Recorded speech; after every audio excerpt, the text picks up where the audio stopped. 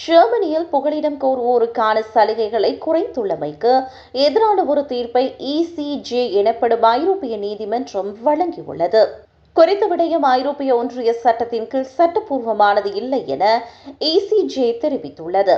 அத்துடன் புகலிடம் கோருவோர் அல்லது நாடு கடத்தலுக்காக காத்திருப்போர் தொடர்ந்து அடிப்படை ஆதரவை பெற வேண்டும் என இசிஜே குறிப்பிட்டுள்ளது. ஐரோப்பிய ஒன்றிய விதிகளின்படி ஒவ்வொரு புகலிடம் கோருவோரும் போதுமான வாழ்க்கை தரத்தை பெற்றிருக்க வேண்டும். இதில் உணவு, உடை, இருப்பிடம் மற்றும் சுகாதார பாதுகாப்பு போன்ற அடிப்படை தேவைகள் அடங்கும். இவை உயிர் வாழ்வதற்கு மட்டுமில்லாமல் குறைந்தபட்ச கண்ணியத்திற்கும் அன்றாட வாழ்வில் பங்கேற்பதற்கும் தேவைப்படும் விடயங்களாகும். இதற்கமைய ஒரு நபர் ஜெர்மனியில் தங்க அனுமதிக்கப்படாமல் மற்றொரு ஐரோப்பிய ஒன்றிய நாட்டிற்கு திரும்பவோ அல்லது குடிபெயரவோ நேர்ந்தாலும் அவர்களை ஆதரவின்றி விட முடியாது. முன்னதாக ஜெர்மனி வழங்கப்படும் சலுகைகளை குறைத்திருந்தது.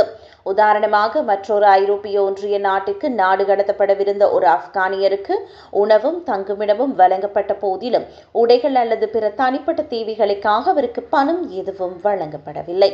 அவர் இந்த முடிவை எதிர்த்து தொடர்ந்த வழக்கு ஐரோப்பிய ஒன்றிய நீதிமன்றத்திற்கு சென்றது.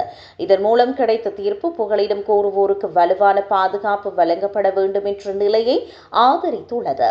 இருப்பினும் எதிர்காலத்தில் இந்த நிலைமை மாறக்கூடும். ஜெர்மனியும் ஐரோப்பிய ஒன்றியமும் சலுகைகள் வழங்கப்படும் விதத்தை மாற்றி அமைக்கக்கூடிய புதிய புகலிட சட்டங்களை உருவாக்கி வருகின்றமை குறிப்பிடத்தக்கது.